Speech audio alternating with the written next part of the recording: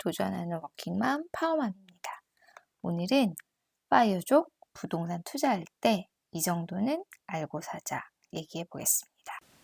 본론에 들어가기 전에 파워맘 채널 구독과 좋아요 눌러주시면 더 많은 영상을 보실 수가 있습니다.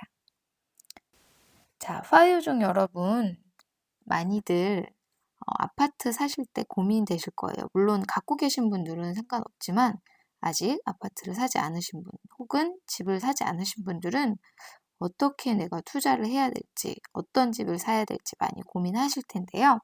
이때 참고하실 만한 거 하나 갖고 왔습니다.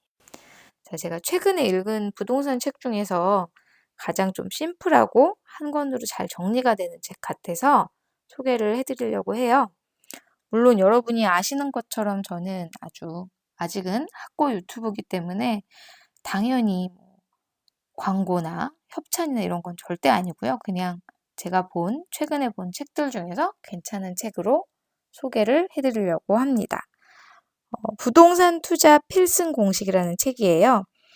저자는 숙주나물님이고 블로그도 운영하고 계시는데 블로그는 약간 좀 과격한 그런 사이다 같은 내용 이렇게 운영을 하시다 보니까 좀 호불호가 있을 수 있고 책은 좀 꽤나 담백하고 괜찮게 쓰여졌어요. 그래서 이 내용을 좀 추천해드리고 싶습니다.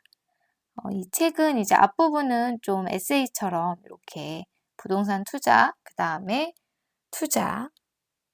돈을 모으는 것에 대한 그런 얘기들 이렇게 앞에 좀 에세이식으로 돼 있고 뒷부분에는 짧고 간략하게, 짧고 굵게 부동산 투자 어떻게 해야 될지를 잘 정리가 되어 있어서 그 뒷부분에 짧고 굵게 정리된 어떻게 부동산 투자할지 그 부분 좀 오늘 소개해 드릴게요. 자, 부동산 투자 5원칙으로 이제 설명을 하시는데요. 첫 번째는 쌀 때 사고 비쌀 때 팔자입니다. 요거는 부동산뿐만 아니라 주식도 그렇고 금도 그렇고 비트코인도 그렇고 모든 투자에 있어서 적용되는 대원칙입니다. 근데 부동산, 특히 아파트가 어떤 때 싸고 어떤 때 비싼지 그걸 알아보는 방법을 이제 알려주시는데요. 이분이 알려주시는 방법은 한국부동산원이라는 사이트가 있어요. 여기에서 이제 매매 가격 지수 이렇게 나오는데요. 우리가 이제 전국에 있는 시도별로 비교를 해봤을 때 어느 지역이 싸고 어느 지역이 비싼지 이걸 조금 더 상세하게 이 서울시 안에서도 구별로도 볼 수 있고 이렇게 돼 있는데 이걸 좀 비교를 해보면서 이 지역이 현재 저평가됐는지 고평가됐는지 비싼 상태인지 이런 걸 알려주는 그런 이제 지수가 있습니다. 그래서 이걸 보고 과거부터 찬찬히 보시고 이 지역은 지금 비싼가 싼가 좀 이렇게 비교해 보시는데 사용하실 수 있을 것 같아요.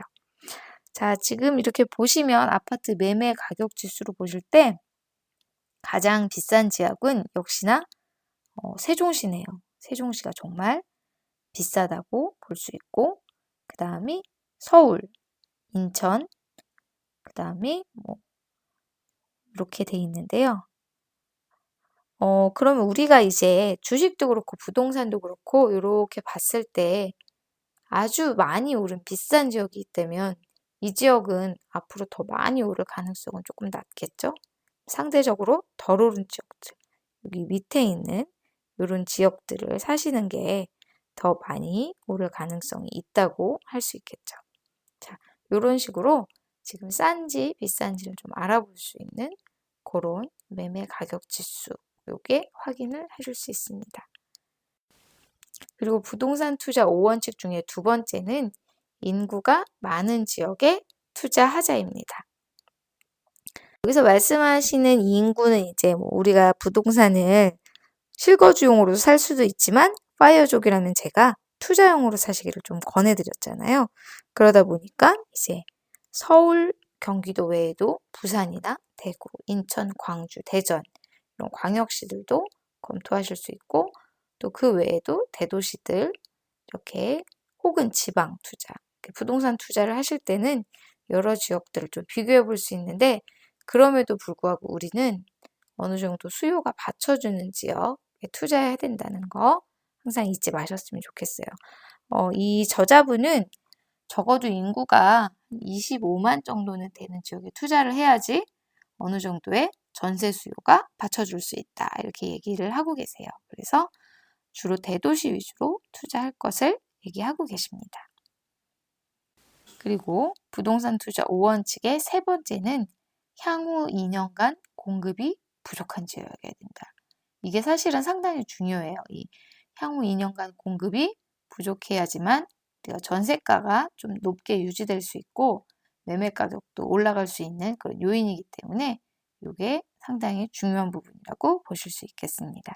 그래서 이건 어떻게 보시냐면 저희가 아실이라는 사이트 혹은 앱이 있어요. 여기에서 이제 어떤 지역의 아파트를 검색하시면 그 아파트에 대해서 그 지역의 인근의 아파트 공급이 많은지 부족한지 이렇게 탭이 있습니다. 그래서 여기로 들어가시면 이제 제가 송도를 보다가 그럼 송도 지역은 아파트 공급이 향후 어떻게 되는지 이렇게 봤어요. 그래서 인천 연수구에서 아파트 공급은 어떨까 봤더니 향후는 좀 상당히 부족한 걸로 나오네요. 물론 이제 2023년 정도에는 공급이 많지만 올해, 내년 공급이 거의 없고 23년에 공급이 좀 있어도 다시 또 공급이 사라지기 때문에 이전까지 공급이 아주 과잉이었던 거에 비하면 상당히 공급이 부족한 상태로 접어들어서 전세가가 상당히 올라갈 수 있겠다. 이런 걸 저희가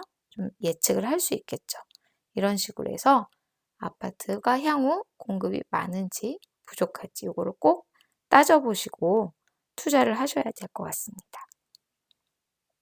자, 그리고 네 번째는 비싼 아파트에 투자하자. 우리가 싼 거 사면 좋은데 왜 비싼 걸 사라고 할까요? 그건 바로 비싼 걸 싸게 사자는 뜻입니다. 저희가 주식할 때도 동전주만 막 사면 아무리 싸게 샀어도 오르지 않는 경우가 많잖아요. 우량주에 투자하는 게 궁극적으로는 좋은 수익률을 낼 때가 많은데 아파트도 마찬가지라는 거죠.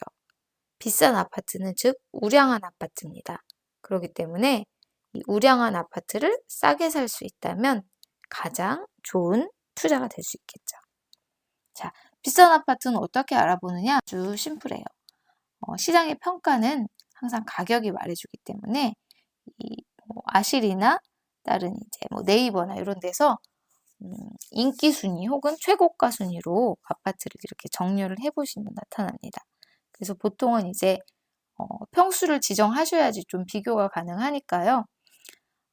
지역에서 이제 매매가 최고가 순위로 해서 어느 정도 이제 기간이랑 평수를 지정하시면 송도 같은 경우는 센트럴파크 푸르지오가 가장 비싸고 좋은 아파트 이렇게 나오네요.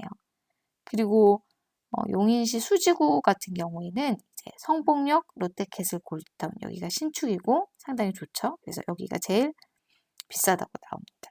실제로 이 1위로 나온 아파트들 경우가 최근에 가장 높은 상승, 매매가 상승을 기록한 지역들이거든요.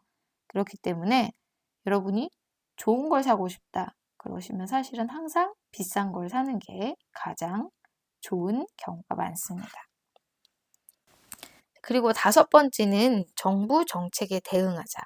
이거는 뭐냐면 우리가 정부에서 바뀌는 규제, 정책을 알아야지 최대한 좋은 투자를 할 수 있다는 뜻이죠. 이를테면 취득세, 양도세, 종부세 이렇게 세금 관련한 정책들, 그 다음에 조정지역, 투기과열지역 이런 식으로 정책이 계속 바뀌는데 이 정책에 대한 업데이트 없이 그냥 무턱대고 아무거나 산다. 내가 갖고 싶은 건 산다 이랬을 때는 만약에 투자를 한 지역의 가격이 오르더라도 결국은 세금을 다 제하고 나면 남는 게 없는 상태가 될 수도 있거든요. 그렇기 때문에 항상 정책을 잘 주의 깊게 살펴야 됩니다. 그래서 이 정책을 좀 부동산 정책 한눈에 볼 수 있는 이런 사이트가 있어요. 정책 위키라는 사이트인데 여기에서는 이제 현재 정부의 부동산 정책 기본 방향, 주요 내용, 그 다음에 발표 내용, 상세 내용, 그 다음에 공급 계획까지 좀 나와 있어서 이걸 쫙 보면서 현재의 정책을 한번 정리해 보시고 또 세금 관련해서는 좀 따로 챙겨 보시고 이러는 게 좀 효율적이고 현명한 부동산 투자를 하시는데 상당히 도움이 될 수 있다고 볼 수 있겠습니다. 자, 오늘은 여기까지 좋은 아파트 투자를 하는 법에 대해서 알아본 파이어에 도전하는 워킹맘 파워맘이었습니다. 파워맘의 더 많은 영상을 보고 싶으신 분들은 구독과 좋아요를 눌러주세요. 감사합니다.